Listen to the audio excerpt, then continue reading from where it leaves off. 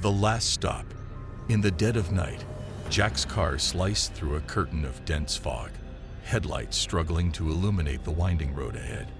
He was returning home after a grueling shift at the hospital, his mind replaying the day's challenging cases. Suddenly, his dashboard flickered ominously before a warning beeped, "Low fuel." Baffled, Jack recalled filling up his tank just yesterday, but the indicator insisted otherwise. With limited options and miles from home, he had no choice but to find a gas station quickly.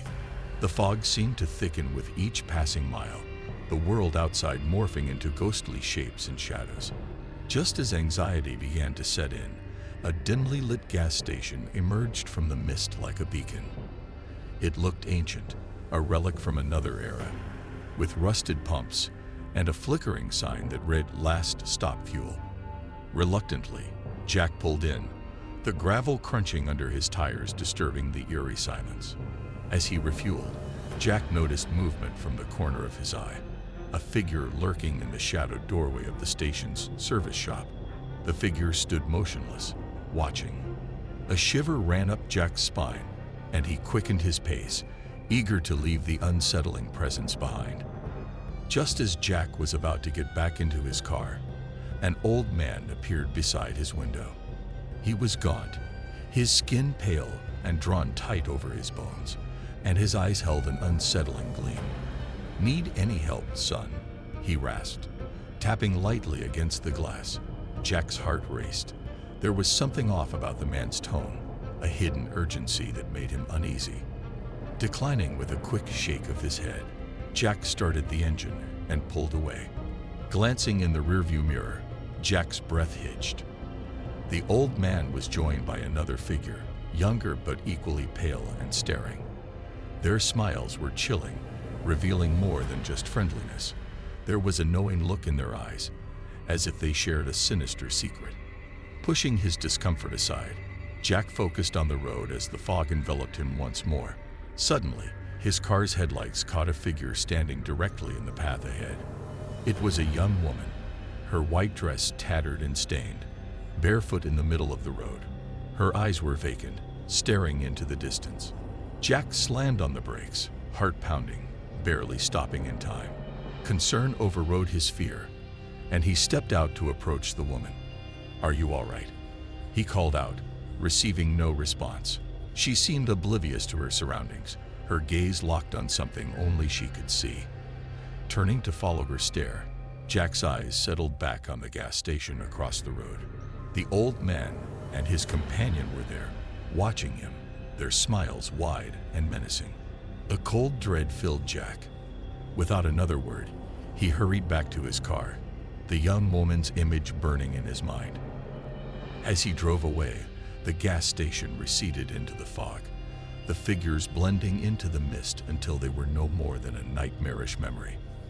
For weeks, Jack avoided that stretch of road, taking a longer route to and from work. But the encounter haunted him, especially at night. In the quiet moments before sleep, he would hear the faint sound of a bell, like the one hanging from the rusted sign of the gas station. Each night, the sound seemed a little louder, a little closer, as if the echoes of that night were calling him back to the fog-shrouded mystery of the last stop fuel. Return to nowhere. On an ordinary Thursday evening, Sarah decided to take a shortcut home through the old industrial district, a decision driven by the promise of shaving 10 minutes off her usual route. The district, once the pulsing heart of the city's manufacturing prowess, now lay abandoned, its warehouses standing like hollowed-out skeletons against the dimming sky. As she walked, the echo of her footsteps bounced off the silent buildings, the only sounds in the vast emptiness. With each step, the shadows seemed to grow longer and darker, stretching out like fingers trying to reach her. Despite the open space, the air felt oppressively thick, heavy with the scent of rust and old rainwater. Halfway through her shortcut, Sarah noticed a peculiar pattern of footprints on the dusty path. They appeared suddenly, imprinted deeply as if whoever made them was running. Then, just as abruptly, they stopped. There was no sign of continuation, as if the person had vanished into thin air. Her heart rate picked up, her earlier confidence fading with the light. She quickened her pace, eager to leave the disquieting scene behind. But the further she went, the more things seemed off.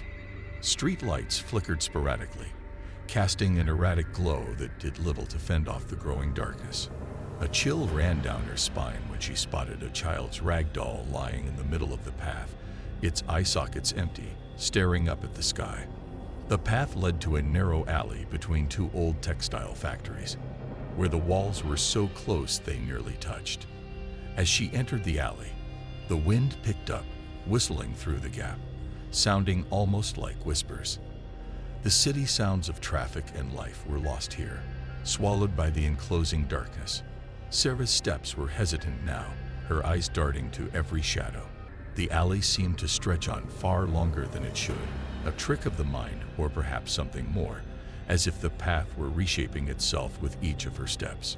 When she finally emerged on the other side, relief washed over her momentarily, until she realized she was not where she should be. Instead of opening up to the familiar streets of her neighborhood, the alley had led her back to the start of the industrial district. Confused and disoriented, she checked her phone for GPS, but the screen flickered erratically before going black, battery suddenly drained. With a deep breath to calm her rising panic, Sarah turned back the way she came, determined to retrace her steps.